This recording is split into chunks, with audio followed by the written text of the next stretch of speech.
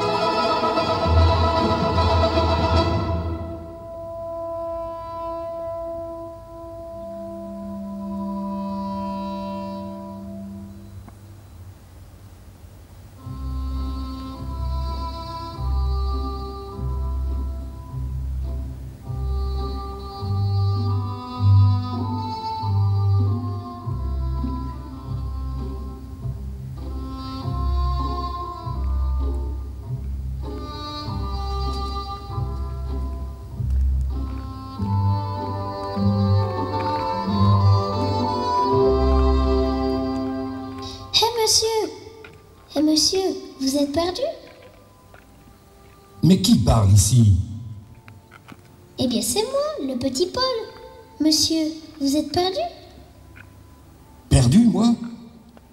Non, non. Je suis juste un vieil homme qui porte en lui la mémoire de ces lieux chargés d'histoire, vois-tu? Veux-tu, petit Paul, que je te conte le secret de cet endroit? Ah oui, j'adore les histoires. Eh bien, écoute mon enfant. Il y a déjà bien longtemps, en 1796... 1796? Oui, un jeune homme nommé Jean-Baptiste Migeon est arrivé ici pour y faire exploiter les forges. Durant 40 années, il s'est affirmé comme un véritable maître de forge, accédant très vite à la pleine propriété des usines. Rapidement, il a saisi l'intérêt de transformer le métal et a acquis les compétences techniques de la visserie-boulonnerie. Vois-tu, il ne s'est pas contenté de produire du fil de fer, mais il a pris le risque de l'innovation. Et puis, Jean-Baptiste Migeon a su aussi faire grandir ces forêts nécessaires pour le charbon de bois qui alimente ses usines. Plus tard, de son mariage avec Victoire Dominé, fille de son associé, sont nés Laure et Jules en 1813 et 1815. Deux adorables enfants, tout comme toi. Alors, Jean-Baptiste Migeon est devenu un homme politique. Il a siégé au Conseil général du Haut-Rhin, puis au Parlement. C'est au cours de ces batailles politiques qu'il a rencontré Juvénal Viellard. Des affinités politiques mêlées aux intérêts industriels ont rapproché ces deux hommes. Et le 20 décembre 1835, Jean-Baptiste Migeon, maire de Méziré, unissait sa fille Laure à Juvénal Viellard. Si je comprends bien, c'est l'histoire d'un mariage et des gens qui s'aiment. Oui, petit Paul, c'est tout à fait cela. C'est l'histoire d'un mariage entre la terre et le feu. Mais je vois que tout ceci t'intéresse. Alors, ferme un instant les yeux et tu verras, comme dans un rêve, cette belle journée du 20 décembre 1835. Voilà, nous y sommes. Ferme ainsi les yeux, le temps pour moi de te conter l'histoire des maîtres du temps.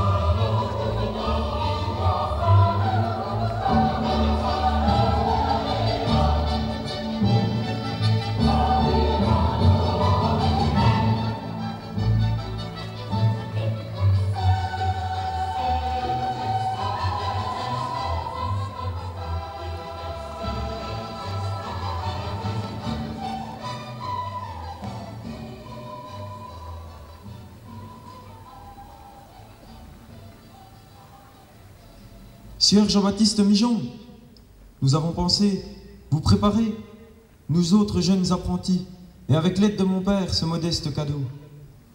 Mais grand Dieu, qu'est-ce que cette noble attention, mon jeune ami? De quoi faire un vœu?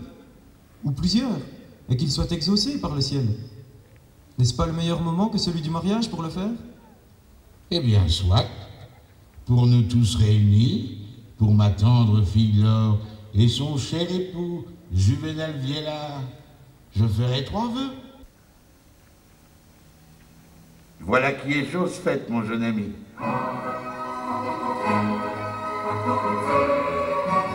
Vive les mariés!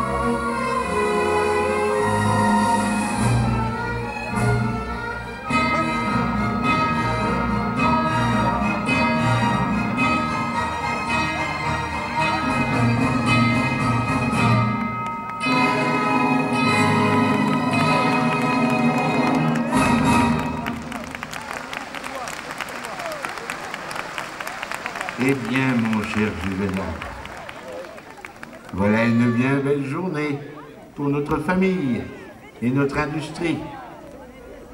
Voici qu'en ce jour béni du 22 décembre 1835, mon associé devient tout simplement mon gendre. Comment rêver d'un plus bel événement à l'approche de la sainte nuit de Noël?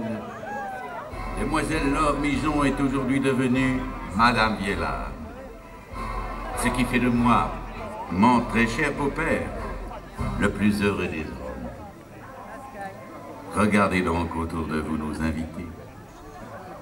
Ne voyez-vous pas dans leurs yeux cette joie d'être ainsi rassemblés autour d'une si prometteuse union? Ce que je vois dans les yeux de mon fils Jules, c'est la gaieté de quelques vers trop vite embrassés. Mais il a raison, ce jour est jour de fête. Alors, buvons à nos épouses et à notre industrie qui nous attendra bien jusqu'à demain.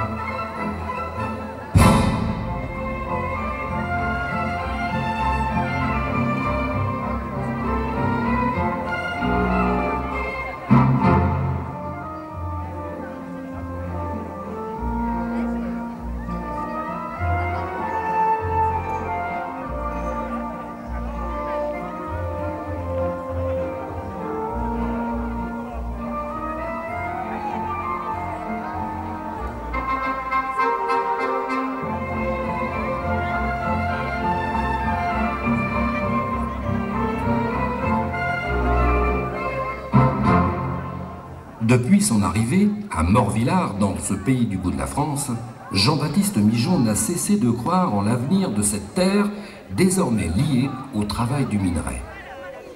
Maître dans l'art d'affiner ce fer, il a fait grandir une industrie prometteuse. Tout comme chez Japy à Beaucourt, on fabrique depuis peu, dans ses usines, des vis à bois, têtes plates, rondes ou carrées, des rivets et des crochets d'armoire. Il a su s'entourer des hommes et des femmes nécessaires pour donner force et résistance à son activité. Au crépuscule de son engagement dans cette industrie, le maître de forge trouve en la personne de Juvenal Viellard un digne successeur à même de prolonger cette aventure industrielle qui ne fait alors que commencer. Après la terre et le feu du maître de forge, s'annonce une autre aventure, celle des maîtres du temps.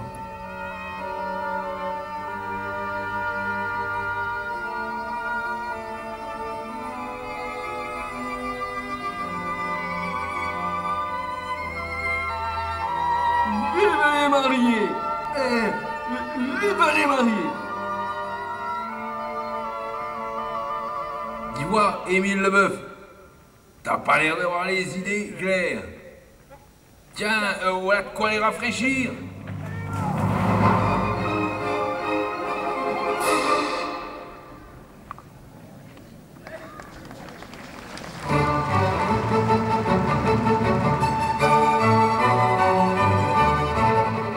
Louis-Philippe, roi des Français, gouverne depuis 1830. Jean-Baptiste Mijon, au lendemain du mariage entre sa fille et Juvenal Viellard, donne naissance à la société Mijon et Fils. Il a mis ainsi en jouissance l'ensemble de ses biens, ceux de son fils Jules et de son gendre Juvénal, qui apportent tous les deux leur industrie et leurs soins assidus. En 1838, Jules Migeon est en voyage en Angleterre afin d'en rapporter le savoir de la fabrication de vis anglaises. Et puis Madame Viellard a donné le jour à son premier enfant. Le petit Léon est né le 8 février 1837.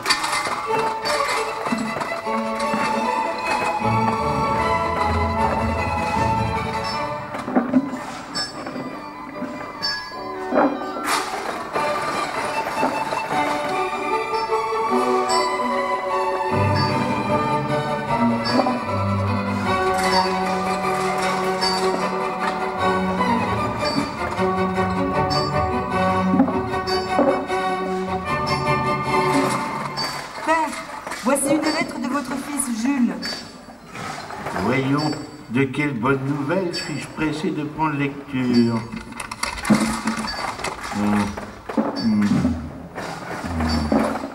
Comment?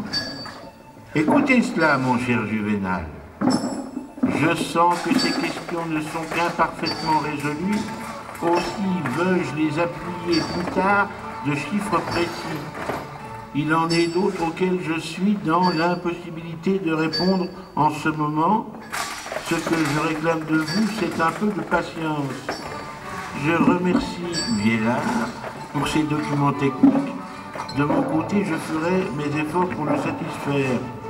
Mais je le supplie d'être indulgent et de songer que ma tâche est moins facile que la sienne. Je crois que nos connaissances sur la vis anglaise tarderont quelque temps à nous parvenir. Et de votre côté, Juvénal, comment se profilent les premiers essais de cette fameuse machine à emboutir? Eh bien, je crois pouvoir vous annoncer très bientôt la fin des essais de cette nouvelle acquisition. Elle devrait nous permettre, tenez-vous bien, de fabriquer en une journée de 12 heures 72 000 ébauches de vis, têtes plates et rondes indistinctes. Grand Dieu! 72 000 ébauches par jour! Et l'exposition universelle qui se prépare? 1838. Quelle belle année pour voir enfin récompenser tant d'efforts consacrés à la qualité de notre production. N'est-ce pas, Juvénal? Il est vrai qu'il est toujours bon de prêter son esprit à quelques douces divagations, aussi éphémères qu'un joli rêve.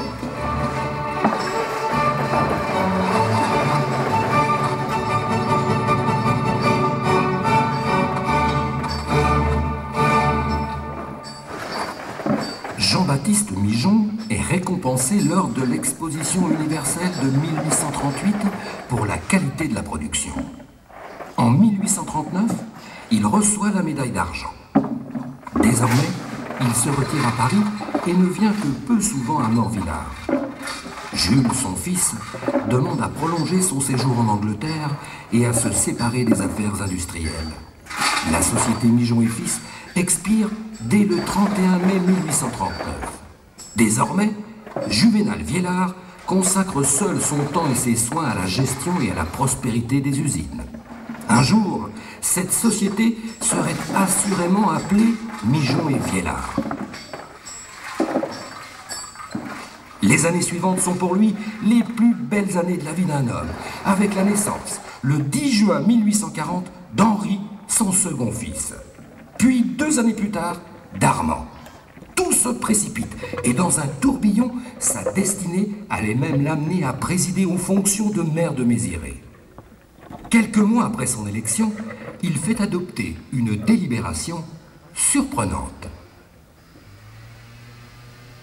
Le Conseil, considérant que l'instruction primaire donnée à tous indistinctement et sans frais est un moyen des plus efficaces de seconder les vues de progrès que la sagesse de l'administration supérieure cherche à réaliser, qu'après la liberté, le développement intellectuel est une des conquêtes vers lesquelles la prévoyance administrative doit diriger tous ses efforts, le Conseil, convaincu de l'influence que doit exercer sur les masses une pareille mesure et malgré l'expertise de ses ressources financières, décide qu'à dater du 1er janvier 1843, l'instruction primaire sera donnée gratuitement à l'école de Méziré.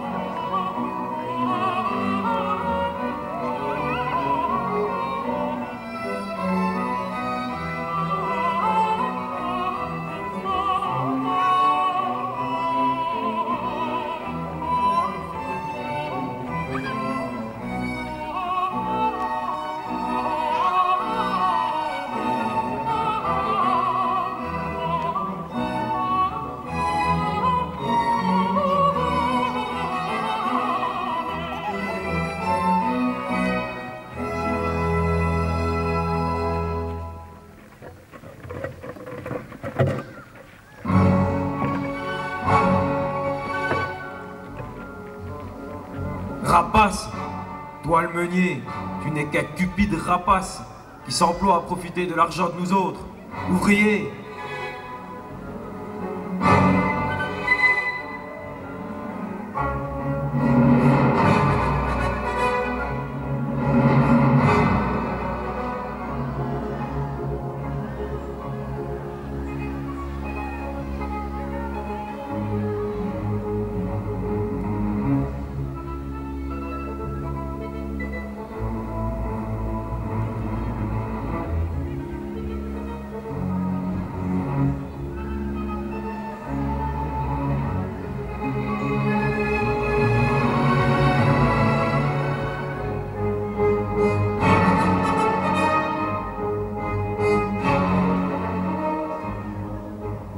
Allons, Nicolas le Jeune, cessons un instant ce chahut. Quant à vous, monsieur le meunier, je crois que le temps de votre activité a depuis trop longtemps duré. Très bientôt, ce moulin ne sera plus à fermer. Je le ferai exploiter directement par mon usine. Monsieur Viellard, pourrait-on alors prévoir de demander à ce que les habitants disposent d'une paire de meules pour moudre à façon, sans que la rémunération du travail ne puisse excéder 2 francs pour 100 kilos de blé, par exemple? Voilà que j'attends depuis ce matin, 6 heures, le bon vouloir de ce maître beau parleur.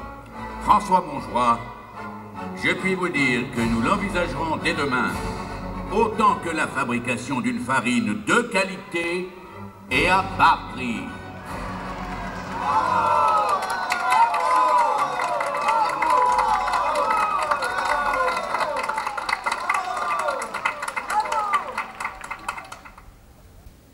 Mais les années 1846, 1847 et 1848 sont calamiteuses.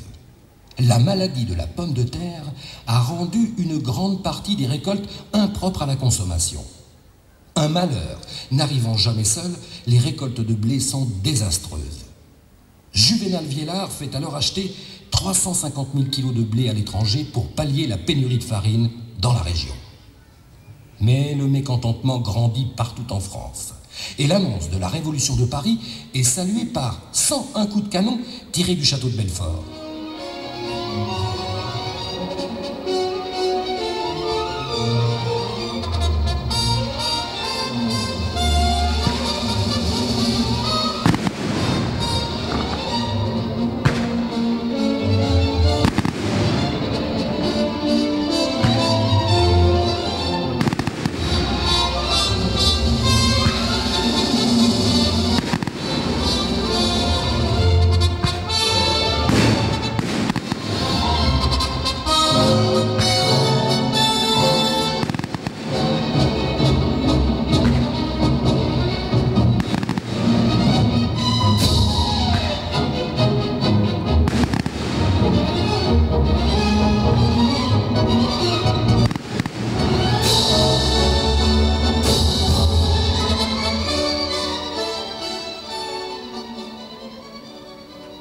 À Paris, des barricades s'élèvent dans quelques rues et les boutiques d'armuriers sont pillées.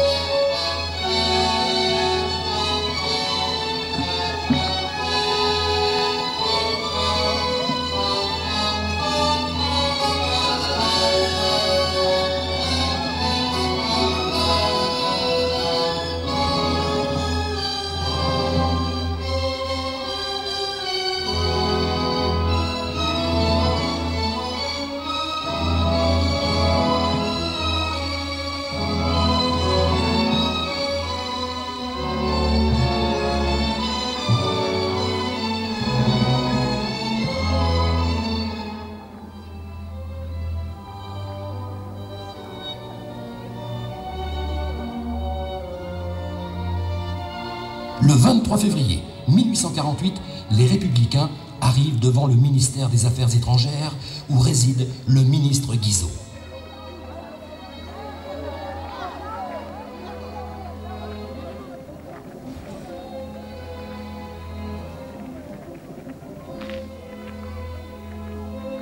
Ministre Guizot, nous attendons votre démission.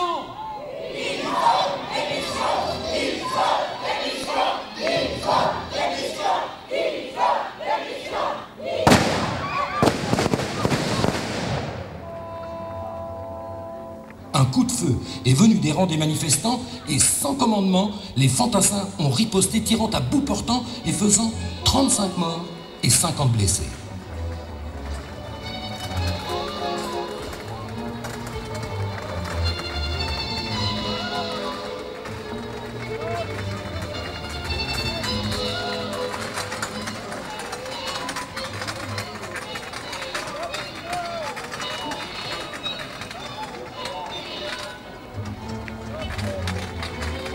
Aux armes, citoyens de Paris, rejoignez les barricades.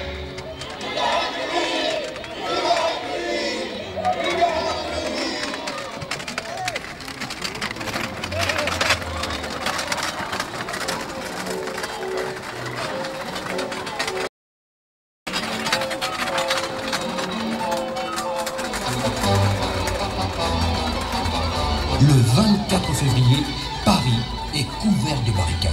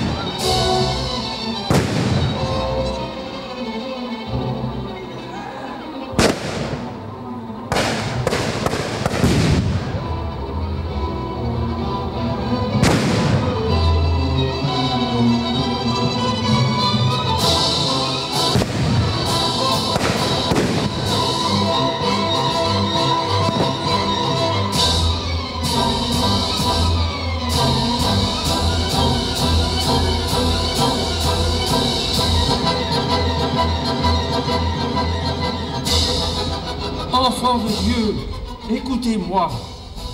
Cessez de parler ainsi de... Ah!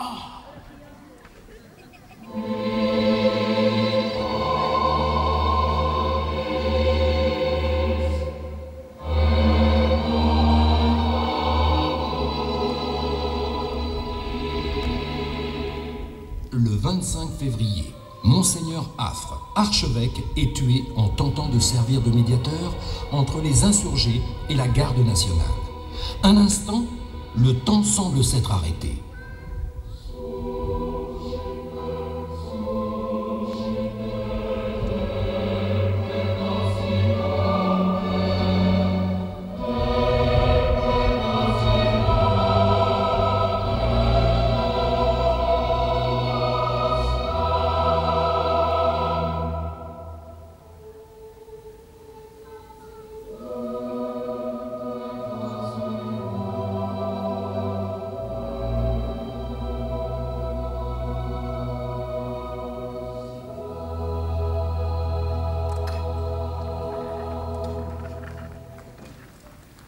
Ce même jour, du 25 février 1848, la Deuxième République est proclamée. Elle met fin à la monarchie de Juillet et Louis-Philippe, roi des Français, s'exile. Quelques jours plus tard, à Morvillard, on s'apprête pour la première fois à s'exprimer au suffrage universel lors des élections législatives du 23 avril 1848. Partout en France, on a planté des arbres de la liberté bénis par le clergé pour célébrer l'abolition de l'esclavage, la proclamation du droit au travail, la liberté de la presse, d'association et de réunion. Commune par commune, on doit se rendre pour le vote au chef-lieu du canton, le maire et le curé en tête.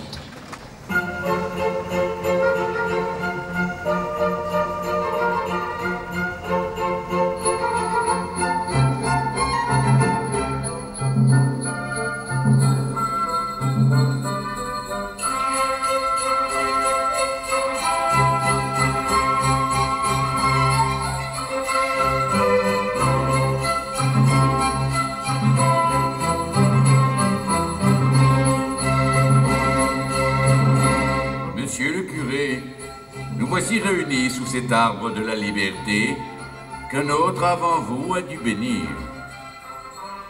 Permettez-moi de vous conduire à Grandvillard pour ce vote. Monsieur Viellard, j'ai hâte de participer à ce premier vote au suffrage universel. Eh bien, mes amis, en route.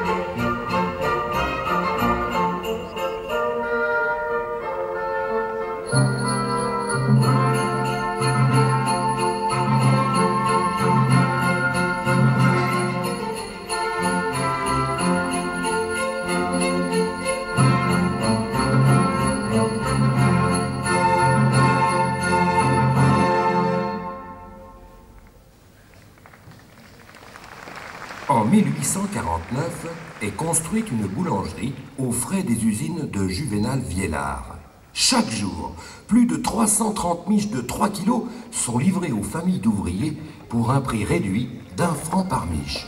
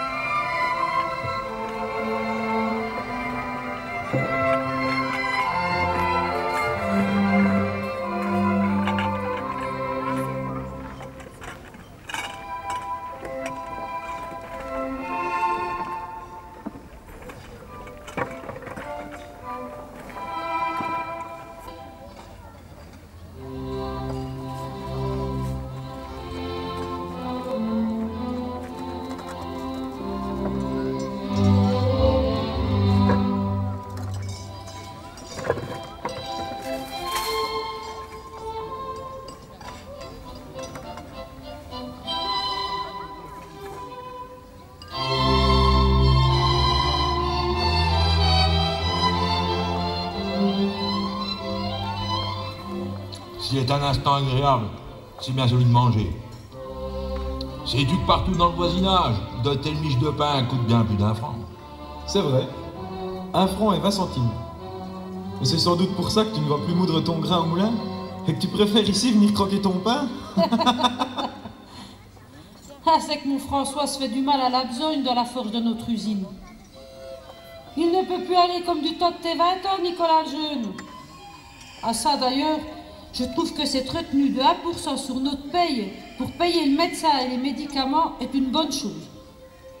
Mon François, lui, il a dû tenir le lit 3 jours et il a reçu 1 franc par jour de l'usine. Et 1 franc, c'est le prix d'une miche de pain de 3 kilos. Et c'est qu'il y en a des bouches à nourrir. Savez-vous que les usines logent aujourd'hui 140 familles? Et pour sûr que nous sommes nombreux. Et pour nourrir toutes ces bouches, bénissons le ciel pour notre jardin et notre étable à porc. Tiens, voilà justement grand-père qui revient de la glander. Et un cochon, c'est un morceau de lard d'au moins 10 kilos.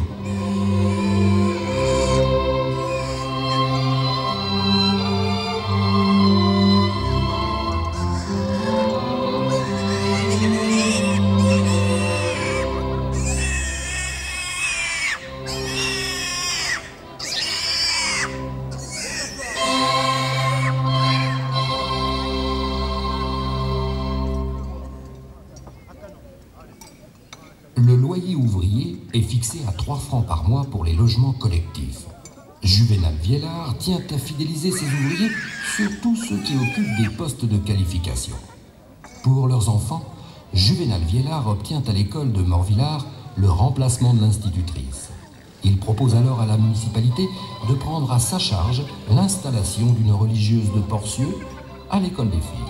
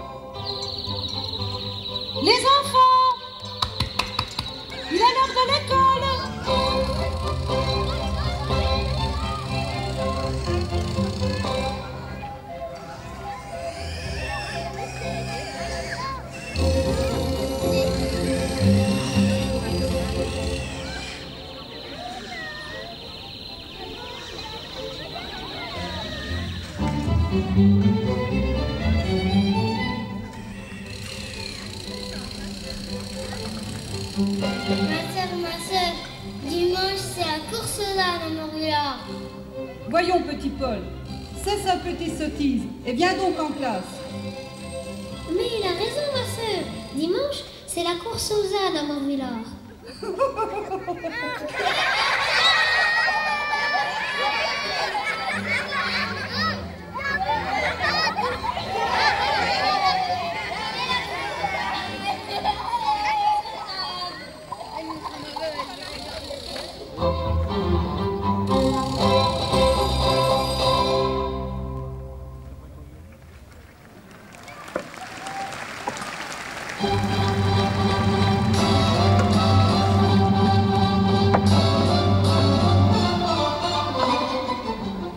Le dimanche est l'unique jour de repos. Aussi, on en profite pour se livrer à toutes sortes de défoulements et une fois dans l'année a lieu la course aux ânes. Le village en entier se retrouve autour des courageux volontaires. Alors, chacun se livre aux plus surprenantes expertises pour deviner quel serait cette année l'âne le plus rapide de Morvillard.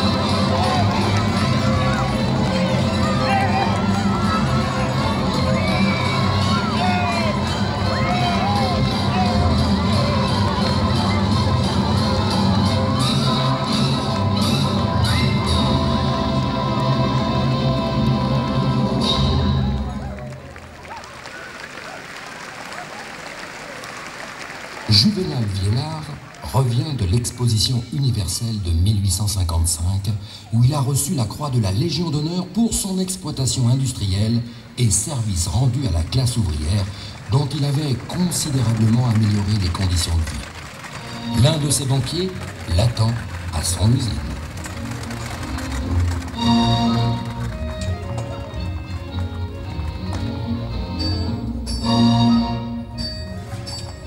Bonjour, monsieur. Qu'est-ce donc que cette affaire de 50 centimes et 10 sous que vous me réclamez avec tant de zèle? Cette créance, monsieur, est un reliquat d'écriture que nous devons régulariser pour la bonne tenue de nos comptes. Un reliquat d'écriture? Un reliquat d'écriture de fichu banquier? Mes comptes sont exacts, monsieur. Je tiens à votre disposition les livres de notre société, Viellard, Migeon et compagnie. Cette créance, monsieur, est un reliquat... En voilà assez. Je vous ferai connaître ma décision de porter cette affaire par devant la justice. Monsieur, je vous demande pardon, je m'en vais. Madame Viellard m'attend.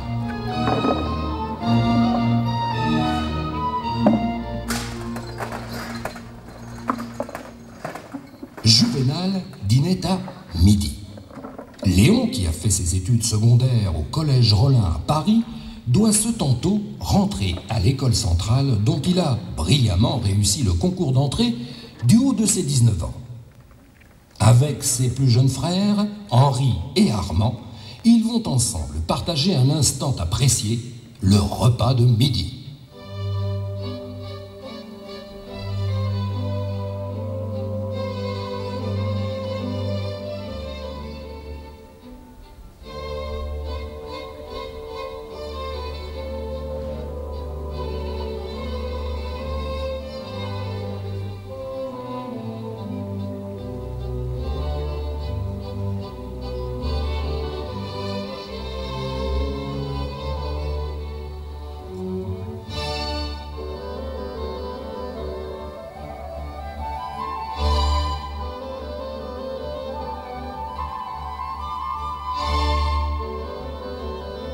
Mes enfants, je viens tout juste de renvoyer un banquier qu'il nous faudra mettre en procès, quoi qu'il m'en coûte.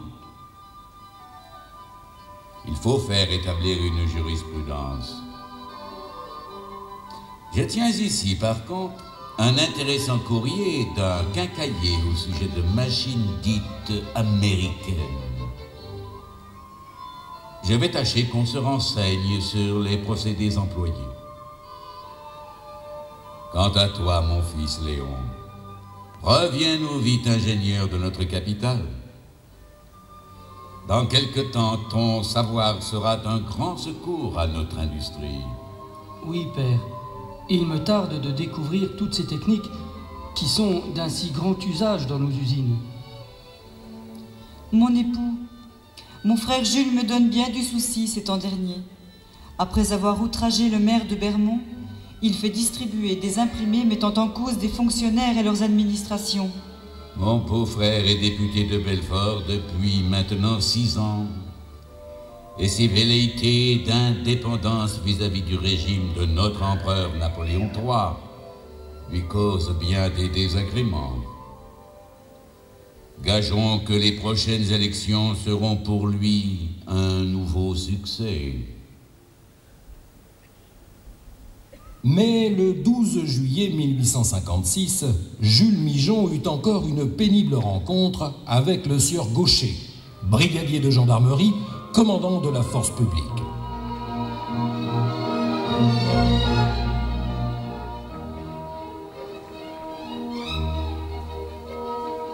Qu'est-ce là dans cette auberge, cette dite force publique, qui vient espionner les honnêtes députés? Je vais vous apprendre à respecter les libertés publiques. Sinistre besogneux. Monsieur Jules Migeon, posez cette bouteille et levez-vous. Soit, vous nous levons. Monsieur Migeon, regardez. Voici que je viens poser cette bouteille sur votre tête, brigadier. Arrêtez cet homme. Tout député qu'il est, ce titre ne lui confère pas le droit d'outrager un représentant de l'ordre public en exercice de ses fonctions. Qu'est-ce que vous y comprenez à l'ordre public? vous qui êtes aux ordres de l'ordre et du désordre. Regardez le degré de liberté de la France et de ses assemblées politiques. Un triste état social et moral à l'image de votre face brigadier.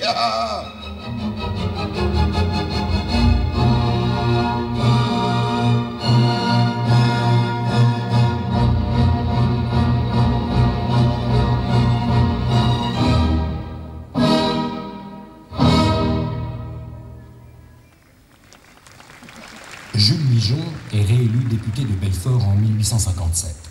Mais aussitôt, l'administration lui intente un procès pour fraude électorale et port illégal de la Légion d'honneur. Au terme du procès, Jules Migeon démissionne et il est condamné à 2 mois de prison. Juvénal Viellard, quant à lui, est révoqué par décret impérial de Napoléon III de son siège de maire de Méziré pour avoir soutenu son beau-frère dans ce procès.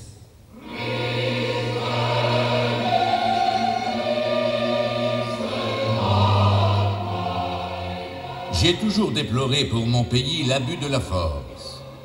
Rien de stable ne se fondant par la compression. C'est ce sentiment qui m'a fait repousser les injonctions de l'administration en matière d'élection. Et si j'étais d'autant plus fondé dans ma résistance, c'est que l'empereur d'abord, et après lui le ministre, avait proclamé pour tous la plus grande indépendance dans le vote. Aujourd'hui, vous me demandez ma démission de maire après 18 ans d'exercice. Non, monsieur le sous-préfet, je ne vous donnerai pas cette satisfaction. Je tiens à l'honneur d'être destitué pour n'avoir pas voulu manquer à ma conscience.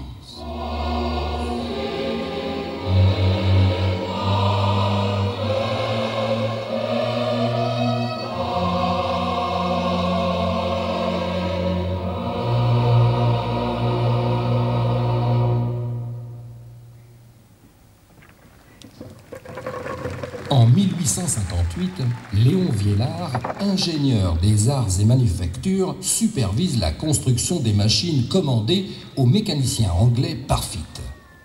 Cet ouvrier de génie s'est engagé à construire dans un délai de 5 mois un ensemble de 4 machines pour emboutir, fendre et tourner les vis. Depuis la lointaine Angleterre, Léon procède aux premiers essais et assure l'expédition des pièces à Grand-Villard, accompagnées de dessins et de considérations techniques. Un jour, la première machine automatique à faire les vis à bois est installée dans les usines Viellard.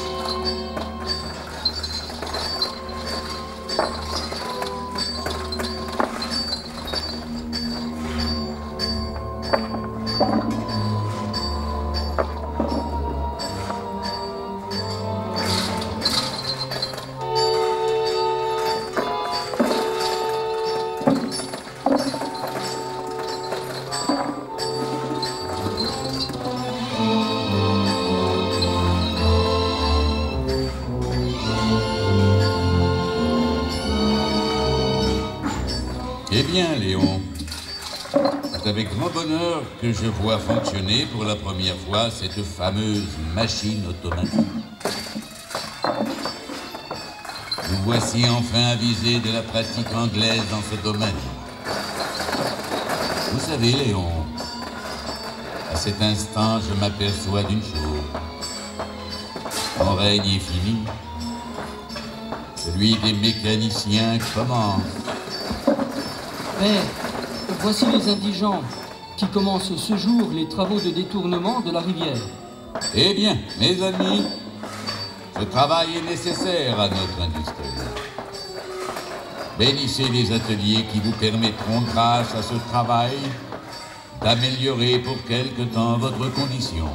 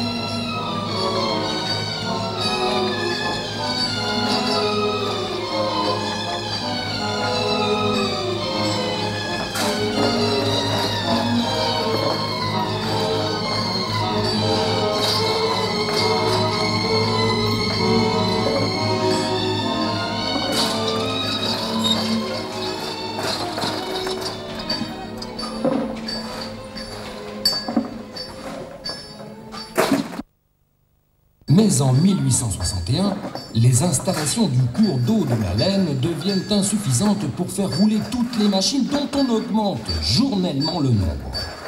On installe alors à Morvillard le premier petit moteur à vapeur de 12 chevaux. Quelques années plus tard, en 1863, c'est le premier gazogène qui est installé.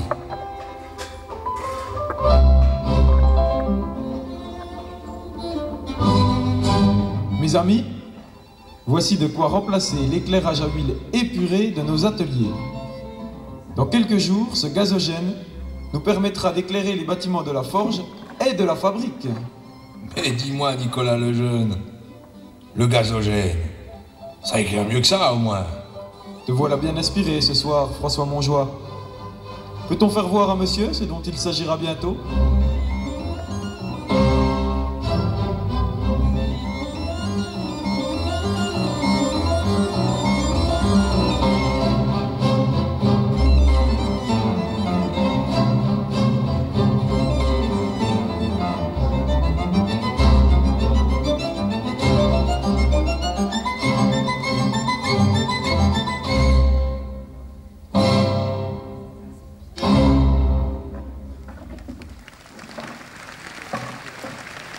Dès 1852, Juvénal Viellard s'est activé en faveur du chemin de fer. Le rail représente une solution plus qu'intéressante pour les 30 000 kilos par mois à expédier à l'époque sur Paris. C'est le 29 juin 1867 qu'est inaugurée la ligne de Montbéliard-Delle par Fecht-Châtel. Les trains sont alors mixtes, si bien que s'y retrouvent voyageurs et marchandises. On l'appelle le train des bœufs. Pourtant, très nombreux sont ceux qui viennent attendre son arrivée en gare.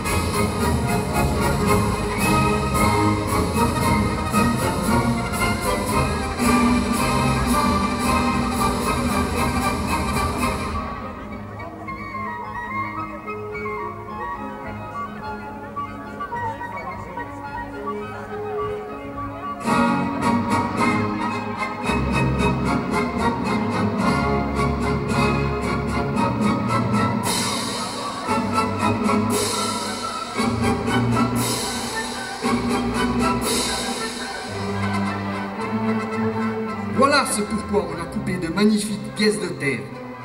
Jamais je n'ai accepté ces malheureux 40 francs de l'art.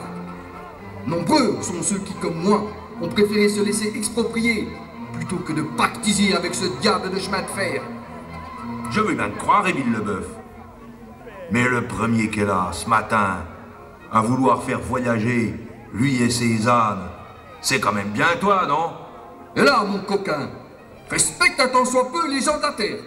Vous, gens de la terre, et vos dadennes notables siégeant à la commune, vous préféreriez étouffer dans votre petit milieu, par tradition, autant que par ignorance. Fripon, veux-tu que je te corrige sur le champ? À laver la tête d'un âne, on en perd sa lessive.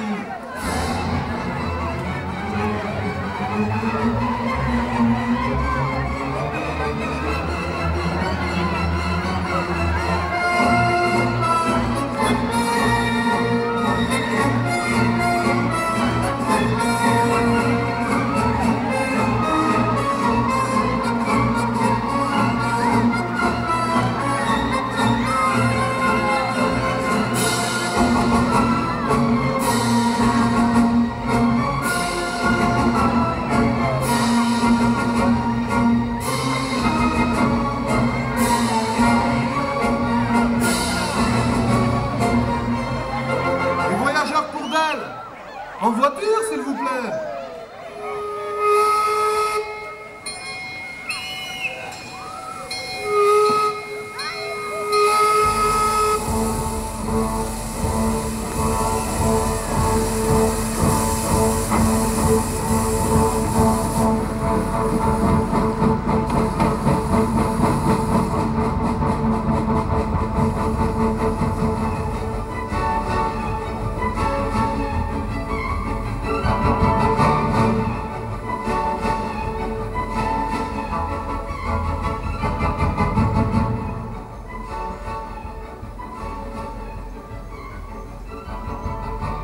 Armand Viellard a pris pour épouse Eugénie Bian, fille d'un manufacturier alsacien, et quelques années plus tard, Léon Viellard épouse Claire de Pruine, descendante d'un maître de forge dans les Vosges. Déjà, Juvénal Viellard a su s'entourer de ses 2 fils pour son activité industrielle. Armand assure la gestion de ses usines et de son patrimoine forestier, et son fils Léon, lui, est directeur technique des usines et du comptoir des quincailleries réunies de l'Est.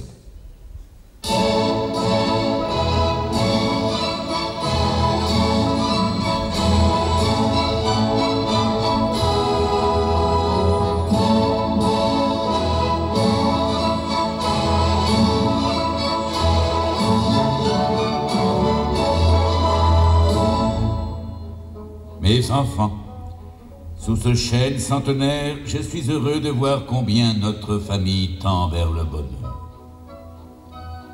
Et dis-moi, Armand, dans notre forêt autrichienne, y a-t-il place pour d'aussi beaux sujets? Je pense vous y emmener bientôt, père. Vous y verrez que cette forêt de 5564 hectares est magnifique, cela va de soi, mais qu'elle est aussi d'une exploitation aisée. Je veux bien être du voyage, mais accompagné de nos dames. De mon côté, père, je tâcherai d'y rechercher comment assurer la représentation de nos produits dans ce pays. Le comptoir exporte en Suisse, Algérie, Danemark, Suède et Norvège, Russie, Angleterre, Allemagne, Italie et pourquoi pas en Autriche. Léon, mon époux, il me tarde de voyager en votre compagnie. Claire, voyons, Léon et Armand voyagent pour affaires. Mais vous avez peut-être raison. Nous saurons les rappeler à notre tendre souvenir.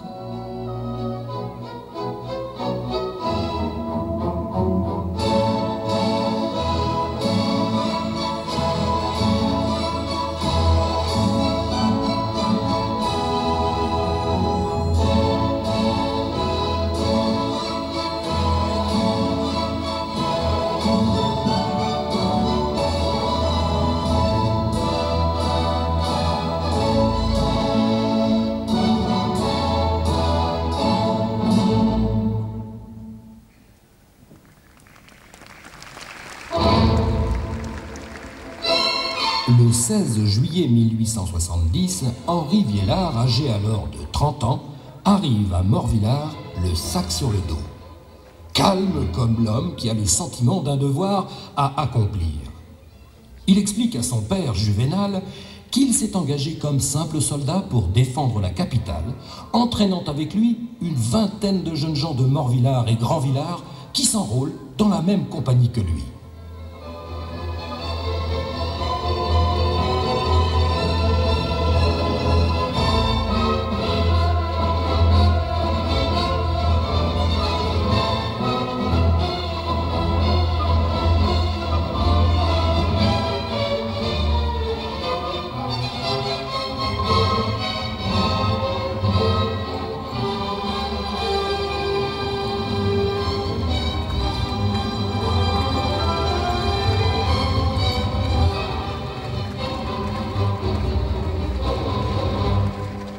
Fils, père, j'ai lu les lignes que vous m'avez fait parvenir, et je les ai méditées comme vous me le demandiez. C'est vrai que je n'ai pas bonne vue et bon pied. C'est vrai qu'à l'entrée de l'école polytechnique, on m'a réformé. Mais la situation est des plus urgentes. Père, il me faut agir dans le sens de la plus grande utilité nationale, qui est aujourd'hui de défendre Paris contre l'envahisseur. Je reconnais les exigences de la situation. Je sais ce qu'un homme doit à sa patrie. Mais qui conduira les établissements si... Père, soyez sans crainte. Je reviendrai y consacrer toute mon énergie bientôt. Pour l'heure, pouvez-vous me faire conduire, moi et mes amis, en gare de Belfort, pour regagner au dépôt de Saint-Germain le 90e de ligne? Je vous accompagnerai jusque-là, mon fils. Hurrah! Vive nos soldats de Morvillard! Vive Paris! Vive la France! Vive la France!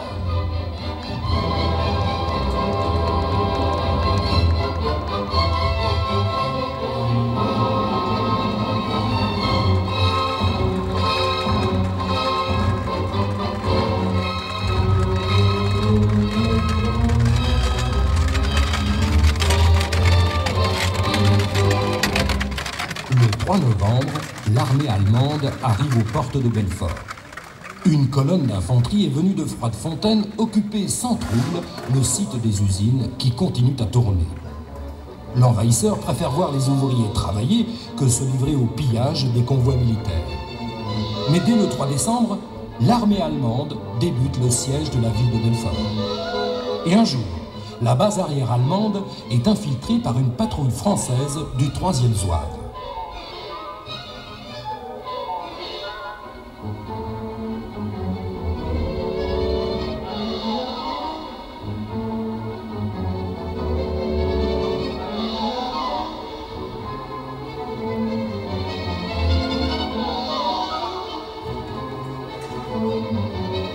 Qui sommes avec moi pour rejoindre les grands villas? 1000 fois cela plutôt que rejoindre les tranchées de Belfort. C'est un poste du diable où nous marchons à la mort.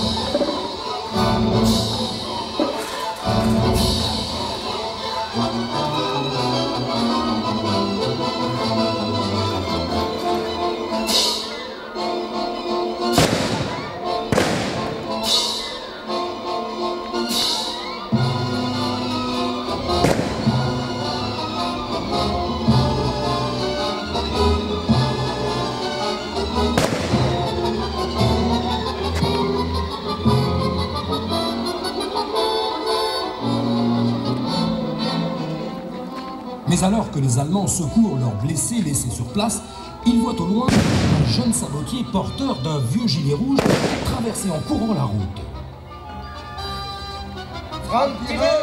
Garibaldi!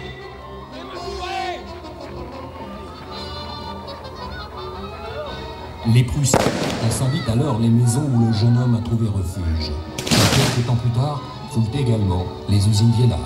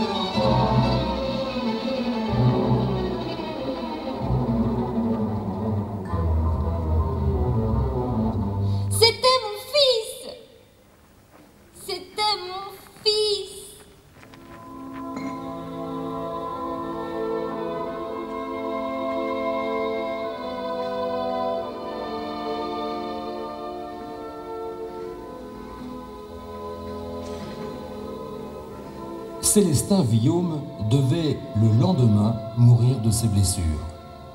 Juvénal Viellard envoya une énergique protestation au général von Tresckow, commandant les forces allemandes au siège de Belfort.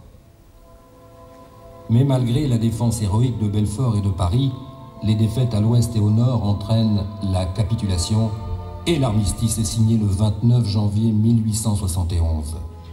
Après l'humiliation de la défaite, succède la déchirure.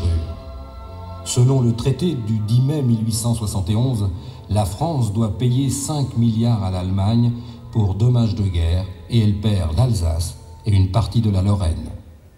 En nombre, les Alsaciens viennent alors s'établir et travailler dans les usines de Morvillars et Grandvillars.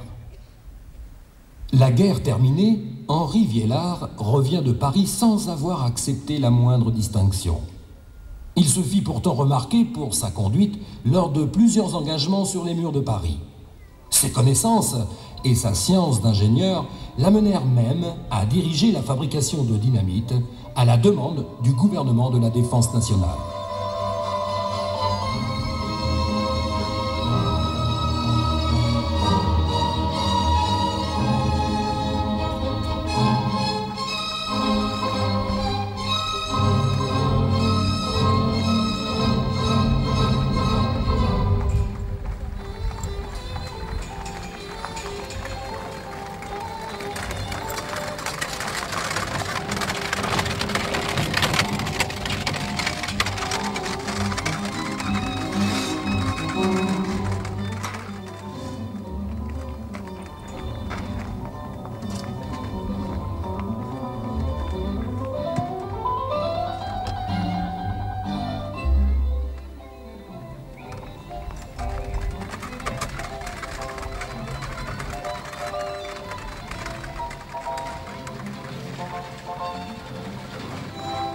Mon fils, te voilà enfin de retour. Ne vous avais-je pas dit que vous me reverriez bientôt? Et qui plus est, la paix est revenue. Armand, Léon, merci de votre affection. Pour vous, ce soir, j'ai rapporté un souvenir de Paris. Qu'est-ce donc que cela? De quoi déboucher un bon tonneau de vin. Mon retour parmi vous ne vaut-il pas ce sacrifice? Père, puis-je me permettre? Henri, qu'est-ce que...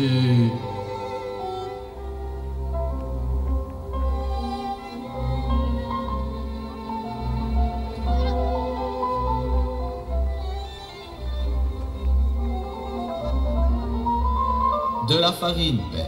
La farine se cuit, mais le vin, ça se boit.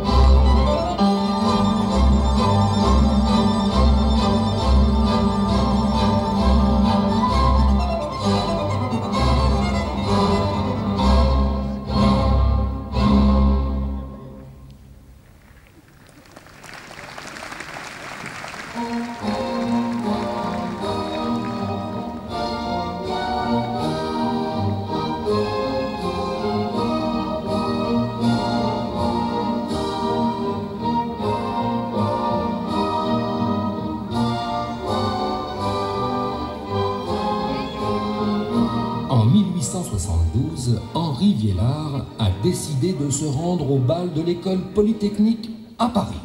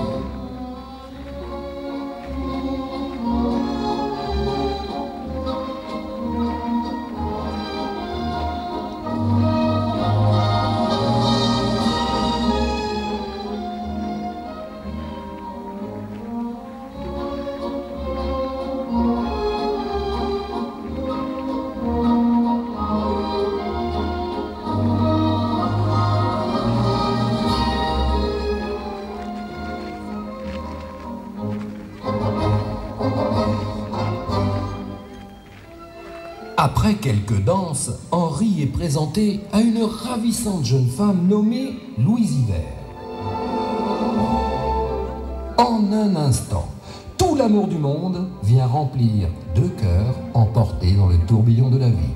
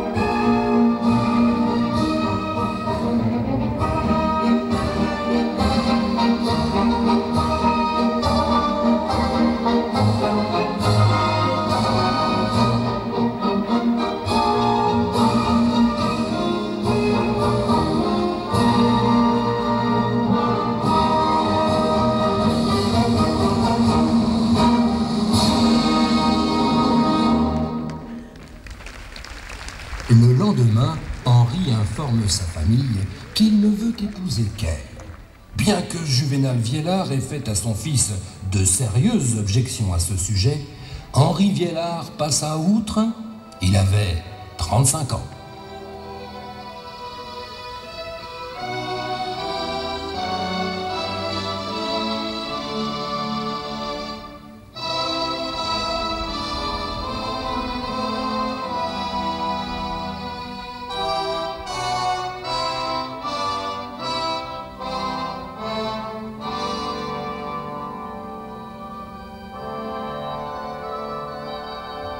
Henri, voici donc cette merveille parisienne. Oui, mère. Je vous présente Louise Yver. Ma chère amie, je vous présente mon père Juvénal Viellard, qui est aussi depuis peu le premier président du Conseil général du territoire de Belfort. Très honoré de faire votre connaissance, monsieur. Votre fils m'a beaucoup parlé de vous et de ses frères à qui il est très lié. Ceci a un nom chez les Viellard, chère mademoiselle. Le pacte de famille. Mes trois fils, Henri, Léon et Armand, ont pris l'engagement solennel et l'honneur de rester unis pendant 30 années après le décès de leur père et mère. Ainsi, notre société ne pourrait être dissoute sans le consentement des trois frères ou de leurs héritiers. Allons, Louise, venez, entrons à l'intérieur. Nous y parlerons plus longuement.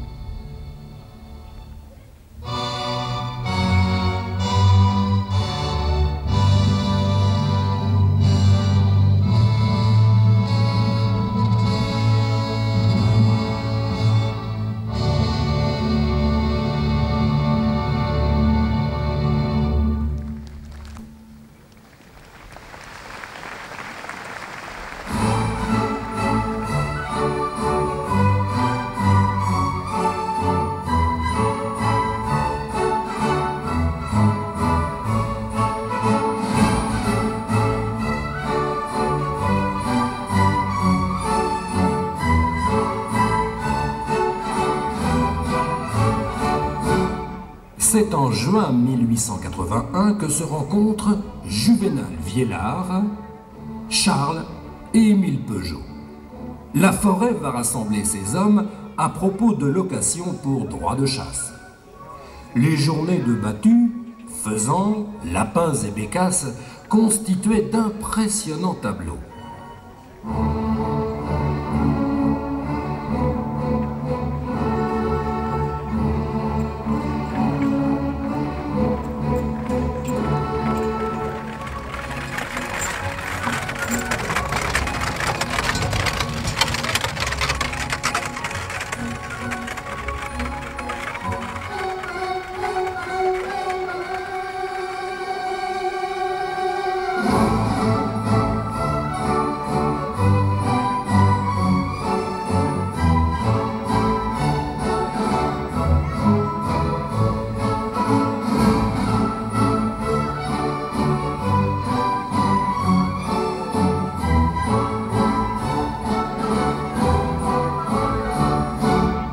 Chère madame, cher monsieur Viellard, nous voici venus ce dimanche, non pas vous convier à la chasse, mais vous faire partager une bien belle expérience industrielle que nous tâchons de mener à bien dans nos usines. Quel est donc ce mystère? Une de vos géniales inventions, je suppose. Monsieur Viellard, une première à Morvillard. Voici le Grand Bi, la première bicyclette à roues inégales et en bois.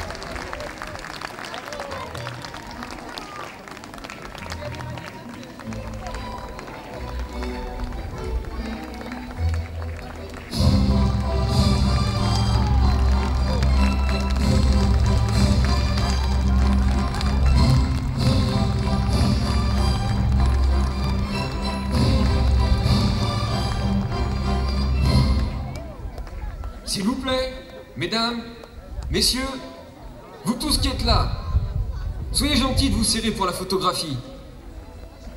Serrez-vous encore un peu. Attention. Merci.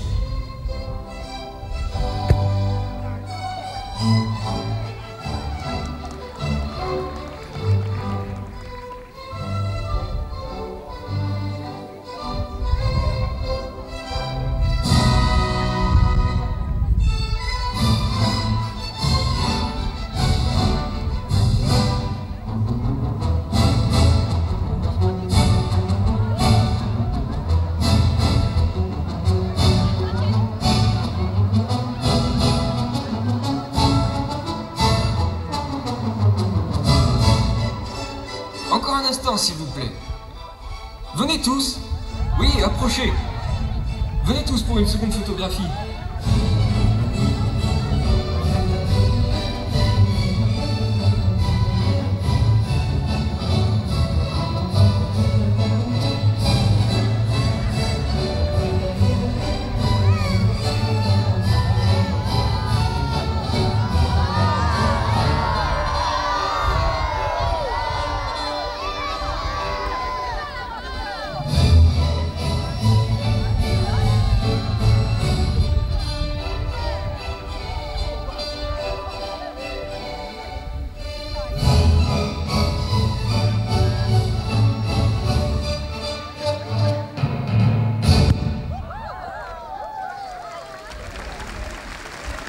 Tourne la roue des vents et tourne les aiguilles du temps.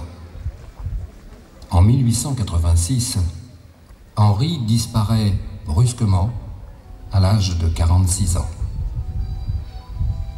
Son père, Juvénal Viellard, meurt 5 jours plus tard, le 2 octobre, à l'âge de 83 ans.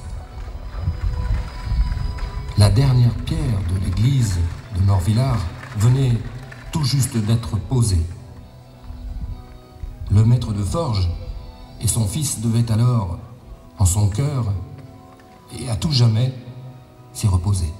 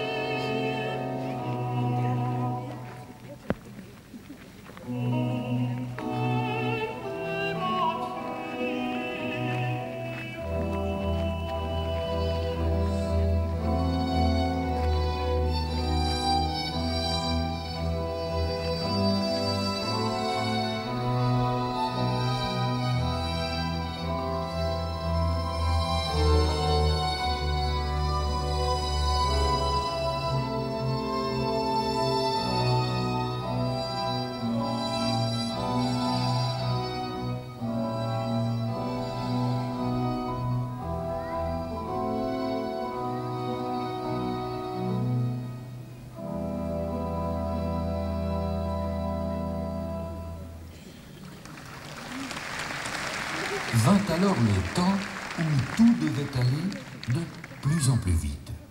Armand démissionne de son mandat de député pour se consacrer complètement aux affaires de la société, tandis que Léon prend en charge la partie technique de la visserie. Un four Martin est installé à Morvillard en 1885, procédant ainsi, quelques années plus tard, à l'extinction du dernier feu de forge. En 1887, une des premières lignes téléphoniques est installée entre les habitations de Léon, d'Armand et les bureaux de forge.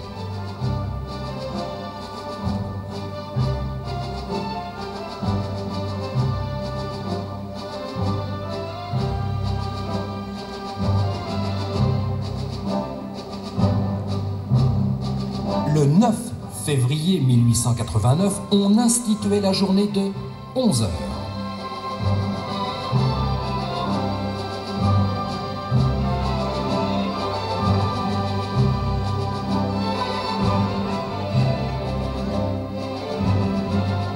À compter de ce jour, les nouveaux horaires pour les usines seront 5h30, 8h.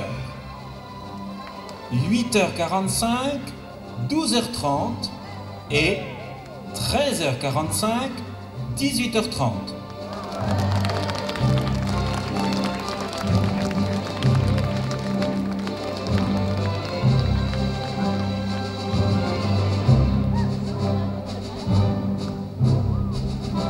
Dix ans plus tard, en 1899, Léon Viellard, élu conseiller général du territoire de Belfort pour le canton de Delle, arrive au château de Morvillard à bord d'une des premières automobiles Peugeot.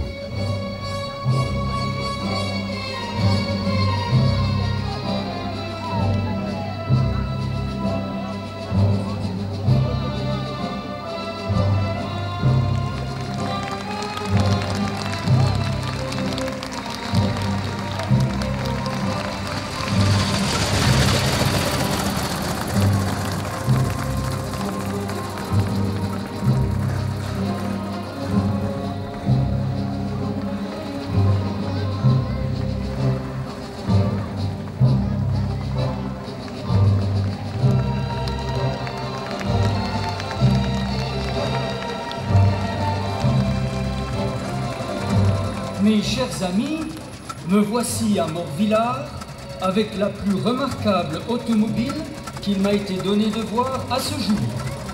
La toute nouvelle Peugeot type 26. Mesdames, messieurs, approchez. Remarquez ce magnifique moteur Peugeot avec 2 cylindres horizontaux. Cette merveille de mécanique développe 5 chevaux. Elle est capable d'atteindre les 30 km/h. Que ce soit la course Pau-Bayonne ou Nice-Castellane, toutes deux ont été remportées avec brio par les automobiles d'Armand Peugeot, fabriquées à Audincourt, à quelques lieues d'ici. Cette année est celle du second salon de l'automobile. Voici à Morvillard celle qui a fait rêver nombre de Parisiens, la Peugeot type 26. Combien d'autres merveilles nous réserve le siècle à venir?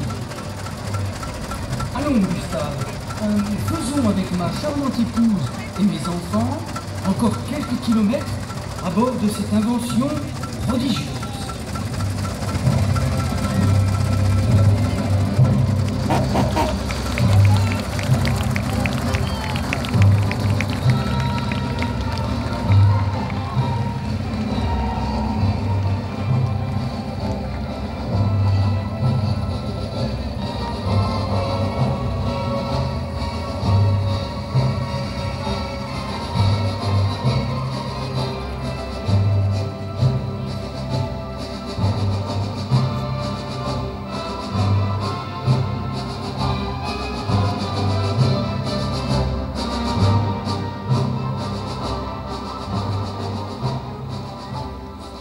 Depuis la nuit des temps, cet idéal de progrès a été partagé par des maîtres de l'innovation technique.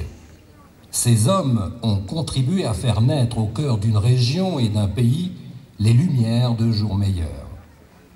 C'est alors que la fée électricité vint éclairer de mille feux l'arrivée de cette belle époque.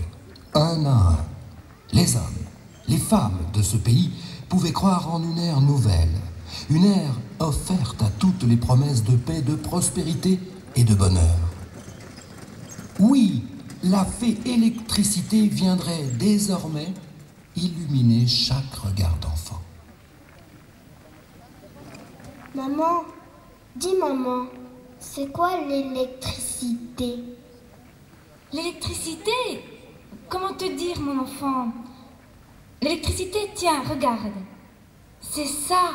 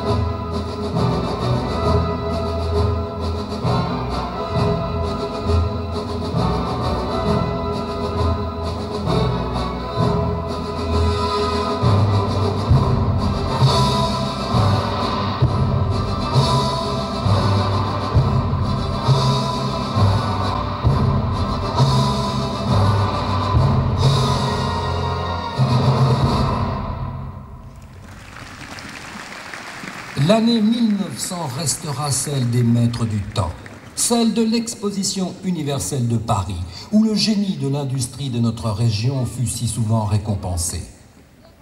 Paris, 1900, capitale des Lumières et des maîtres du temps.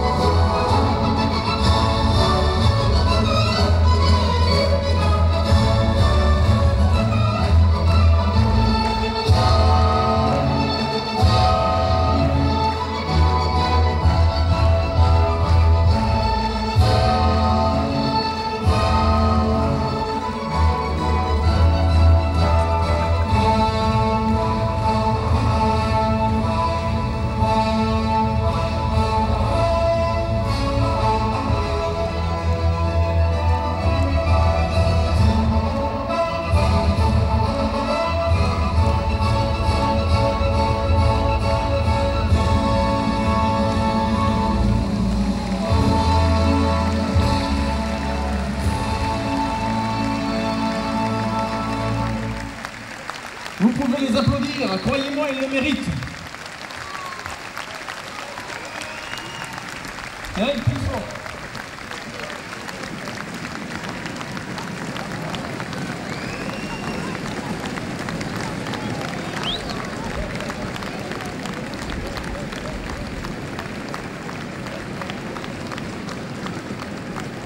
Merci beaucoup. Vous avez découvert à l'occasion de ce salut final plus de 100 acteurs bénévoles qui ont créé, répété 2 mois sur ce site, cette magnifique histoire des maîtres du temps. Merci de les applaudir encore pour cet investissement personnel, ce goût et cette envie de bien faire les choses qui les ont tous animés.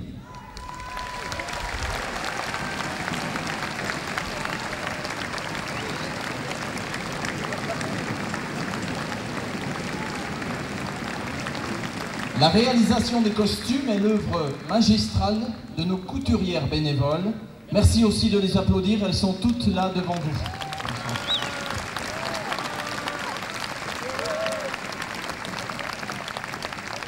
Les animaux ont été aussi conduits de main de maître par Jackie Chipot et ses ânes.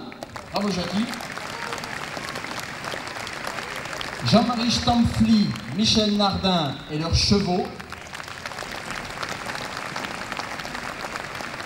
Guy Baudu et les pigeons voyageurs.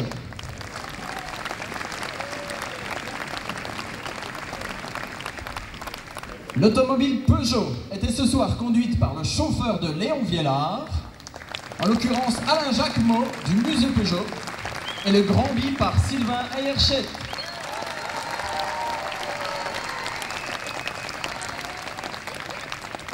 Mais mesdames, messieurs, pour que tous ici présents autour de moi puissent entrer dans la peau du personnage, il aura fallu que des hommes de l'ombre leur offrent la voix, la lumière et l'envie de mourir. Je veux parler de José Valla, Laurent Rouèche, Luc Glaçon aux effets vraiment spéciaux.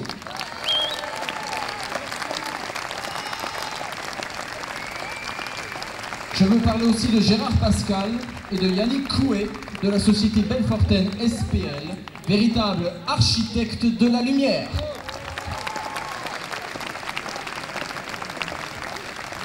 Je veux parler enfin de Jean-Claude Valla, Benoît Lavé, Daniel Brunner et Didier Philibert, soit 4 paires d'oreilles pour un son exceptionnel.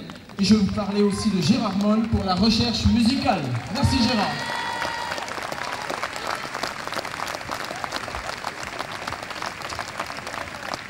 Amis publics, merci de vos encouragements. Parlez de ce spectacle autour de vous.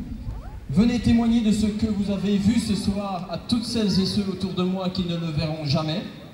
Écrivez-nous si vous n'avez pas le temps de passer ce soir autour de nous. Nous vous souhaitons une très agréable fin de soirée pour plus tard, mais alors plus tard dans la nuit. Espérons que vos rêves soient encore visités longtemps par les maîtres du temps. Bonsoir.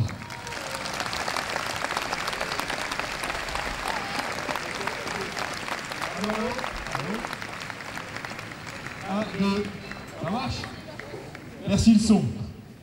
Et je voudrais un bravo spécial pour Patrice, qui a écrit, qui a mis en scène et qui a réalisé les maîtres du temps.